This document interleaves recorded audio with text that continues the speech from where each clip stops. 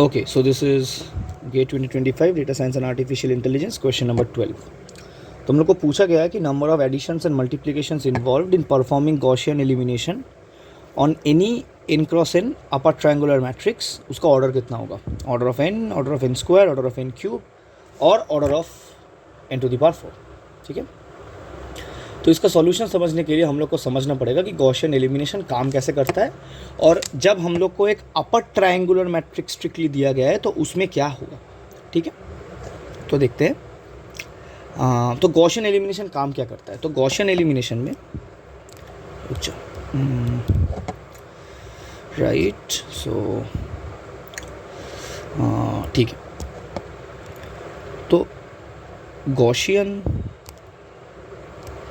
Elimination में हम लोग के पास दो प्रोसेस होता है. राइट, एक होता है फॉरवर्ड एलिमिनेशन.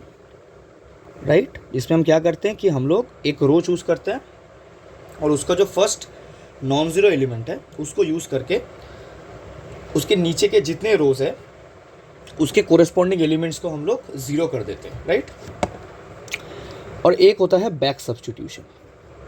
राइट, कि फॉरवर्ड कैंसलेशन के बाद जो वैल्यूज़ बचता है उसको यूज़ करके सॉल्यूशन सेट को कैसे डिफाइन किया जाता है. ठीक है, तो ये बेसिक सा है गॉसियन एलिमिनेशन का. मैं पूरा डिटेल्ड फार्मूला नहीं लिख रहा हूँ वरना वीडियो बहुत लंबा हो जाएगा. अब यहाँ पे हम लोग को दिया गया है एक अपर ट्रायंगुलर मैट्रिक्स. इसका मतलब कि प्रिंसिपल डायगोनल के नीचे सारे एलिमेंट्स ऑलरेडी ज़ीरो है. राइट, देयरफॉर फॉरवर्ड एलिमिनेशन तो हम लोग को यहाँ पे लगेगा ही नहीं. Right, now since we are given an upper triangular matrix, there is no need of forward elimination.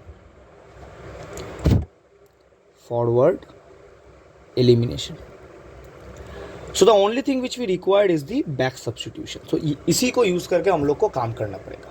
Right, अब बैक सब्स्टिट्यूशन हम लोग कैसे करते हैं वो भी बहुत इजीली डिफाइन कर सकते हैं. हम लोग देखते थे वो. तो हम लोग का पास जो मैट्रिक्स दिया गया है वो कुछ इस फॉर्म का है. Right, A11 A12 till A1n, A22 till A2n, so on and so forth, ANN.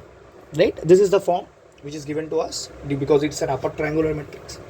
तो अब इसको ये जब हम लोग के पास है तो इसको यूज़ करके जो बैक सब्स्टिट्यूशन का जो हम लोग के पास रिकर्सिव फार्मूला आता है वो क्या आता है बेसिकली, कि हम लोग जो nth आइडेंटिफायर है या फिर जो nth वेरिएबल है उसको हम लोग लिख सकते हैं एज bn. मतलब bn मतलब यहाँ पे क्या है, bn is the nth entry.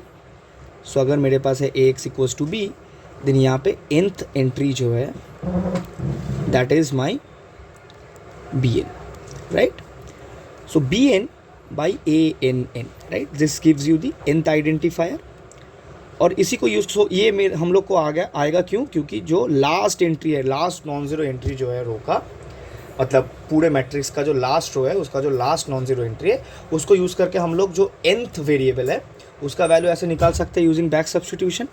And using these xn we can find the value of xn minus 1 in this way. Right, bn minus 1 minus an minus 1n xn divided by an minus 1 n minus 1.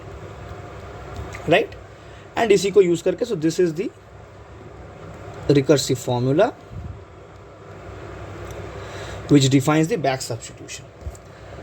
तो at each ith step हम लोग basically क्या कर रहे हैं. Right, therefore at each ith step what we are doing is that we are computing xi in this form 1 upon aii bi minus summation aij xj, and j run कर रहा है i plus 1 से n तक. Right, this is the basic formula which we can get hold of using the back substitution of Gaussian elimination. तो यहाँ पे operations कितने use हो रहे हैं वो हम लोग को चेक करना है. राइट, अब देखो जो xnth जो वेरिएबल है उसके लिए हम लोग को बस एक डिवीजन चाहिए होगा. Right, and nothing else. जो xn माइनस 1th वेरिएबल है उसके लिए हम लोग को क्या चाहिए होगा, हम लोग के पास एक मल्टीप्लिकेशन डिफाइंड है जो कि रिकर्सिव फार्मूला से हम लोग को डायरेक्ट दिखेगा. राइट, एक सब्ट्रैक्शन डिफाइंड है और एक डिवीजन डिफाइंड है, राइट। अब हम जैसे आगे बढ़ेंगे तो हम लोग के पास क्या आएगा, अगर मैं xn-2 की बात करूँ तो वहाँ पे 2 मल्टीप्लिकेशन होगा, 2 सब्ट्रैक्शन होगा और 1 डिवीजन होगा, right. Just using the recursive formula, क्योंकि हम लोग जब xn-2 की बात करेंगे तो वहाँ पे रिकर्सिव फार्मूला डिफाइंड होगा xn-1 के लिए। पर अगर मैं xn-1 को xn से रिप्रेजेंट करूँ कुछ तरीके से, तो हम लोग के पास मल्टीप्लिकेशन 2 हो जाएगा, सब्ट्रैक्शन 2 हो जाएगा और डिवीजन 1 हो जाएगा। इसी को यूज़ करके अगर मैं कंटिन्यू करूँ इंडक्टिवली और x1 की बात करूँ तो वहाँ पे n-1 मल्टीप्लिकेशंस होगा प्लस n-1 सब्ट्रैक्शंस होगा और डिवीजन तो एक ही होगा, राइट। क्लियर है।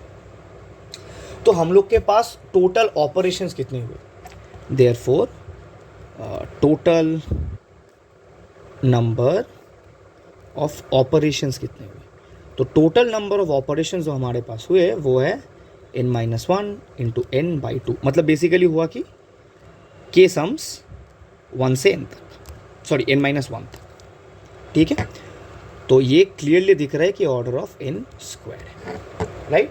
देयरफॉर इन गॉसियन एलिमिनेशन हम लोग के पास अपर ट्रायंगुलर मैट्रिक्स के लिए जो बिग ओ नोटेशन में हम लोग उसकी कॉम्प्लेक्सिटी को रिप्रेजेंट कर सकते हैं वो आएगा ऑर्डर ऑफ n स्क्वायर। तो इसका करेक्ट आंसर है ऑप्शन बी, राइट। थोड़ा सा कलर चेंज कर लेता हूँ, ऑप्शन बी, ठीक है।